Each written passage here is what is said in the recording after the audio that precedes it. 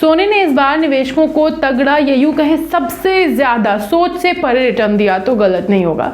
जी हाँ, सोने ने इस साल 70% से ज़्यादा रिटर्न दिया, लेकिन दिवाली से ठीक पहले शनिवार को सोने की कीमत में गिरावट देखी गई। MCX पर दिसंबर गोल्ड वायदा कॉन्ट्रैक्ट 2% की गिरावट के साथ 1,27,000 पर 10 ग्राम तक पहुंच गया। सोने में आई इस गिरावट को देख कई लोगों में चिंता है। सभी जानना चाहते हैं कि ये सिर्फ करेक्शन है या गोल्ड में तेजी का बुलबुला फूटने वाला है। दिवाली से ठीक पहले गोल्ड क्रैश क्यों हुआ, क्या अभी ये और गिरेगा? अगर आप भी इन सभी सवालों के जवाब जानना चाहते हैं तो ये वीडियो एंड तक देखिएगा। सबसे पहले तो ये जान लें कि सोने में इस साल की जो रैली आई है वो सिर्फ डर के चलते नहीं बल्कि फाइनेंशियल सिस्टम में चेंज की ओर इशारा कर रही है। सोना अब सिर्फ सेफ हेवन नहीं रहा है बल्कि अब ग्लोबल करेंसी की तरह वापसी कर रहा है।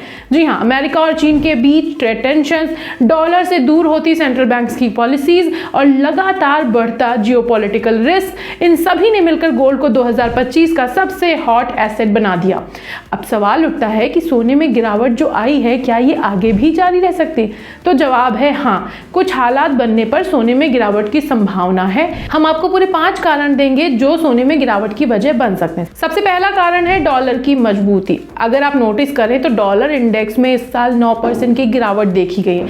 मई से डॉलर इंडेक्स जो है वो 100 के नीचे है, जो सोने की कीमतों को सपोर्ट दे रहा है। अगर डॉलर इंडेक्स 100 के ऊपर जाता है तो गोल्ड पर इसका उल्टा असर पड़ेगा। फिलहाल डॉलर सुधरते हुए ट्रेंड की ओर दिख रहा है। दूसरी चीज है, मार्केट जो है वो 2 रेट कट्स की उम्मीद कर रहा है फेड से, लेकिन अगर फेड हॉकिश हुआ यानी इंटरेस्ट रेट घटने की बजाय बढ़ाता रहा तो गोल्ड का दम निकल सकता है। तीसरा और सबसे बड़ा कारण रहा इस बार गोल्ड में तेजी का जियोपॉलिटिकल टेंशंस। लेकिन अगर ये टेंशंस थोड़ी सी सुधरती हुई नजर आई, जैसे कि रशिया, यूक्रेन या मिडिल ईस्ट में अगर कोई सीज फायर या शांति वार्ता सफल हो जाती है तो सेफ हेवन डिमांड घटेगी यानी गोल्ड नीचे खिसक सकता है। अब अगर अमेरिका में चल रहा शटडाउन खत्म हो जाता है और चाइना और अमेरिका के बीच चल रहा ट्रेड वॉर सुलझ जाता है तब भी सोने की कीमत में गिरावट की संभावना रहेगी। फिलहाल डोनाल्ड ट्रंप और जिनपिंग की आने वाली मुलाकात से मार्केट को ट्रेड टेंशन कम होने की उम्मीद है। इससे भी गोल्ड की डिमांड घट सकती है।